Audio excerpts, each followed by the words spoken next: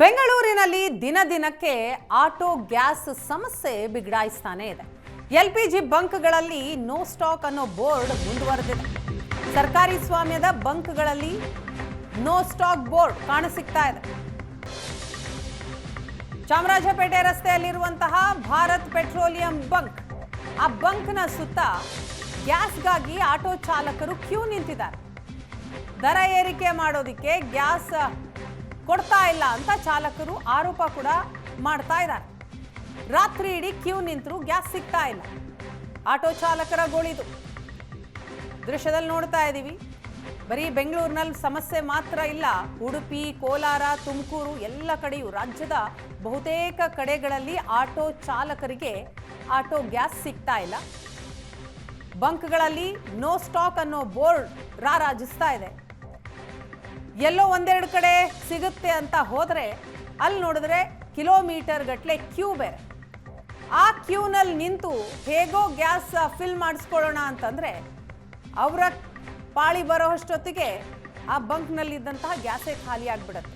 ಅಂತಹ ಸಮಸ್ಯೆ.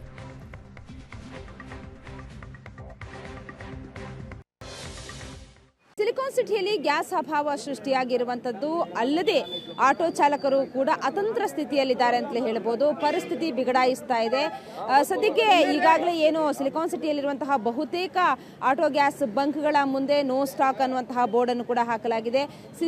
ಏನು ಇದು ನಾವು ಇಲ್ಲಿ ನೋಡ್ತಾ ಇದ್ವಿ, ಮೈಸೂರು ರೋಡ್ ಬಳಿ ಇರುವಂತಹ ಭಾರತ್ ಪೆಟ್ರೋಲಿಯಂ ಏನು ಬಂಕ್ ಏನಿದೆ, ಇಲ್ಲೂ ಕೂಡ LPG ನೋ ಸ್ಟಾಕ್ ಅನ್ನುವಂತಹ ಬೋರ್ಡನ್ನು ಹಾಕಲಾಗಿದೆ. ಹಾಗಾಗಿ ಆಟೋ ಚಾಲಕರು ದಿನನಿತ್ಯವೂ ಕೂಡ ಕ್ಯೂನಲ್ಲಿ ನಿಂತಿರುವಂಥವರು ನಿಂತ್ಕೊಂಡೇ ಇದ್ದಾರೆ. ಇನ್ನೂ ಕೂಡ ಅವರಿಗೆ ಗ್ಯಾಸ್ ಬರುತ್ತೆ ಅನ್ನುವಂತಹ ನಂಬಿಕೆಯಿಂದ ಅವರು ಇರುವಂಥದ್ದು. ಆದರೆ ಗ್ಯಾಸ್ ಸಿಗ್ತಾ ಇಲ್ಲ. ನಮ್ಮ ಜೊತೆಗೆ ಒಂದಷ್ಟು ಜನ ಈಗಾಗಲೇ ಆಟೋ ಚಾಲಕರು ಏನು ಕ್ಯೂನಲ್ಲಿ ನಿಂತಿರುವಂತಹ ಆಟೋ ಚಾಲಕರನ್ನು ಮಾತಾಡಿಸ್ತೀನಿ. ಸರ್, ಎಷ್ಟೊತ್ತಾಯಿತು ನೀವು ಕ್ಯೂನಲ್ಲಿ ನಿಂತು? ಮೇಡಮ್, ನಾನು ನೈಟ್ 11 ಗಂಟೆಗೆ ಬಂದಿದ್ದೀನಿ ಮೇಡಮ್. 11 ಗಂಟೆಗೆ ಬಂದು ಇನ್ನೂ ಗಾಡಿ ನನಗೆ ಗ್ಯಾಸ್ ಹಾಕಿಲ್ಲ. ಇನ್ನೊಂದು ಕಡೆ ನೋಡಿ 110 ರೂಪಾಯಿ ಗ್ಯಾಸ್ ನಡೀತಾ ಇದೆ, ಇಲ್ಲಿ 90 ರೂಪಾಯಿ ನಡೀತಾ ಇದೆ. ನಾವು ದುಡಿಯೋದು ಹೆಂಗೆ? ಬರೀ ಗ್ಯಾಸ್ಗೆ ದುಡ್ಡು ಆಗ್ತಾ ಇದೆ. 12 ಅವರಲ್ಲಿ ಇಲ್ಲಿ ಬಂದು ಮಲ್ಕೊಂಡ್ಬಿಟ್ಮೇಲೆ ಮತ್ತೆ 12 ಅವರ್ ಡ್ಯೂಟಿ ಮಾಡೋದು ಯಾವಾಗ, ಮಲ್ಕೊಳ್ಳೋದು ಯಾವಾಗ, ದುಡಿಯೋದು ಯಾವಾಗ, ನಾವು ಸಾಲ ತೀರಿಸೋದು ಯಾವಾಗ? ಮೇಡಮ್, ಸರ್ಕಾರ ಏನು ಮಾಡ್ತಾರೆ ಗೊತ್ತಿಲ್ಲ ಮೇಡಮ್. ಒಂದು ತಿಂಗಳಿಂದ ಪ್ರಾಬ್ಲಮ್ ಆಗಿದೆ, ಎಲ್ಲ ಕಡೆ ಪ್ರಾಬ್ಲಮ್ ಆಗಿದೆ ಮೇಡಮ್. ಅಂದರೆ ಬೆಂಗಳೂರಲ್ಲಿ ಇರೋ ಅಲ್ಲಿ ಒಂದು 50 ಬಂಕು ಕ್ಲೋಸ್ ಆಗಿದೆ. ಮಿಕ್ಕಿರೋದು ಬಂಕಲ್ಲಿ ಇವರು ಪ್ರಾಫಿಟ್ ಮಾಡೋಕ್ಕೆ ಸ್ಟಾಕ್ ಇದೆ, ನೋ ಸ್ಟಾಕ್ ಅಂತ ಬೋರ್ಡ್ ಹಾಕಿದ್ದಾರೆ. ಆಲ್ರೆಡಿ ಸ್ಟಾಕ್ ಇದೆ, ಆದ್ರೂ ಹಾಕಲ್ಲ ರೈಟ್ ಜಾಸ್ತಿ ಮಾಡೋಕ್ಕೆ. ಇವರು ಡಬಲ್ ಉಸ್ಲಾತಿ ಮಾಡ್ತಾ ಇದ್ದಾರೆ. ಎಲ್ಲ ಕಡೆ ಮೊದಲೇ ಇದ್ದಿದ್ದು 55 ರೂಪಾಯಿ ಗ್ಯಾಸು, ಈಗ ಡಬಲ್ ಮಾಡಿದ್ದಾರೆ. ಈಗ ನಾವು ದುಡಿಯೋದು ಹೆಂಗೆ? ನಮ್ಮ ಸಂಪಾದನೆ ಮಾಡೋದು ಬಂದಾಗಿದೆ ಮೇಡಮ್. ಇರೋದು ಬೆಂಗಳೂರಲ್ಲಿ ಒಂದು 5-6 ಬ್ಯಾಂಕ್ ಓಪನ್ ಇದೆ, ಅವ್ರು ಲೂಟಿ ಮಾಡ್ತಾ ಇದ್ದಾರೆ. ಇರೋದು ಮಾತು ಮೇಡಮ್. ಅದು ಆ ಟೈಮಿಂಗ್ಗೆ ಗ್ಯಾಸ್ ಬರುತ್ತೆ ಅಂತ ನಮಗೆ ಇನ್ಫಾರ್ಮೇಶನ್ ಕೊಡ್ತಾ ಇಲ್ಲ. ನೈಟ್ 12 ಗಂಟೆಗೆ ಬಂದ್ಬಿಟ್ಟು ನಿಂತ್ಕೊಂಡು ಮಲ್ಕೊಂಡು ಇಲ್ಲಿ ಬಂದರೆ ಏನು ಗ್ಯಾಸು ಸಿಗೋದೇ ಇಲ್ಲ, ಗೊತ್ತಿಲ್ಲ. ಮತ್ತೆ ಇಲ್ಲಿಂದ ಟೋ ಮಾಡ್ಕೊಂಡು ಬೇರೆ ಬಂಕ್ ಎಲ್ಲಿ ಸಿಗುತ್ತೆ ಅಲ್ಲಿವರೆಗೂ ಹೋಗ್ತಾ ಇರಬೇಕು.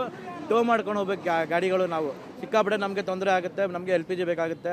ನಮ್ಮದು ಮನೆ ಇದೆ, ಮಠ ಇದೆ, ಎಲ್ಲ ಇದೆ.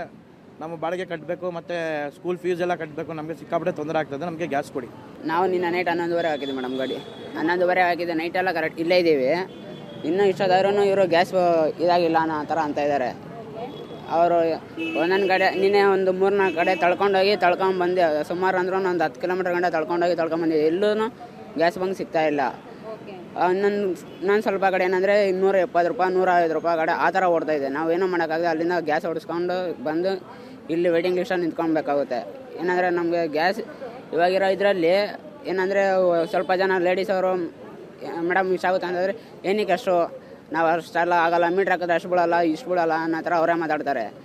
ನಮ್ಗೆ ಈ ಥರ ಇರೋ ಟೈಮಲ್ಲಿ ಗ್ಯಾಸ್ ಹಾಕಿಸ್ಕೊಂಡು ನಾವೇನು ಮೇಂಟೈನ್ ಮಾಡ್ಕೊಂಡು ಯಾಕಂತಂದರೆ ಒಂದು ಕಡೆ LPG ನೋ ಸ್ಟಾಕ್ ಅನ್ನುವಂಥ ಬೋರ್ಡನ್ನು ಹಾಕಲಾಗಿದೆ. ಇನ್ನೊಂದು ಕಡೆ ಆಟೋ ಚಾಲಕರು ಗ್ಯಾಸ್ ಸಿಗ್ತಾ ಇಲ್ಲ ಅನ್ನುವಂತಹ ಒಂದು ಆಕ್ರೋಶವನ್ನು ಕೂಡ ಹೊರಹಾಕ್ತಾ ಇರುವಂಥದ್ದು. ಒಟ್ಟಿನಲ್ಲಿ ಸಿಲಿಕಾನ್ ಸಿಟಿಯಲ್ಲಿರುವಂತಹ ಬಹುತೇಕ ಆಟೋ ಗ್ಯಾಸ್ ಬಂಕ್ಗಳು ಈಗಾಗಲೇ ಬಂದಾಗಿದೆ. ಇನ್ನು ಕೆಲವೊಂದು ಬಂಕ್ಗಳಲ್ಲಿ ಏನು ಗ್ಯಾಸ್ ಸಿಕ್ಕಿದ್ರೂ ಕೂಡ ಅದು ದರವನ್ನು ಜಾಸ್ತಿ ಮಾಡಲಾಗಿದೆ. ಹಾಗಾಗಿ ಆಟೋ ಚಾಲಕರು ಈಗಾಗಲೇ ಆಕ್ರೋಶವನ್ನು ವ್ಯಕ್ತಪಡಿಸ್ತಾ ಇದ್ದಾರೆ. ಬೆಂಗಳೂರಿನಿಂದ ಕ್ಯಾಮರಾ ಪರ್ಸನ್ ನಾಗರಾಜ್ ಜೊತೆಗೆ ಮಮತಾ ಮರ್ಧಾಳ, ಏಷ್ಯಾನೆಟ್ ಸುವರ್ಣ ನ್ಯೂಸ್.